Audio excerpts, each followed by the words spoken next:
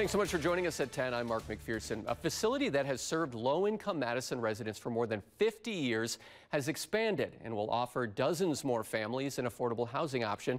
WMTV's Shana Najawan went to the historic Greenbush neighborhood today. And Shana, residents and staff were celebrating the transformation of Bayview. That's a housing complex built in the 1970s. That's right. And since it was built, the neighborhood has welcomed in families and people of all backgrounds. At one point, even serving as a hub where waves of immigrants coming to Madison would stay. The area looks drastically different than it did back then, but the sense of community remains. Well, I was here every summer, just about every weekend, so I couldn't wait. Over the past few years, the Bayview community has transformed from this cluster of brown buildings to this vibrant array of houses and apartments. To me, it looks like a magazine, made out of a magazine. The housing complex, built in the 1970s, served as a hub for many immigrants pushed out of Madison's Greenbush neighborhood. When we knew we had to be redeveloped 50 years later, we knew that we did not want to repeat the same mistake that had happened in the 1960s. Executive Director Alexis London says no one was displaced during their transformation.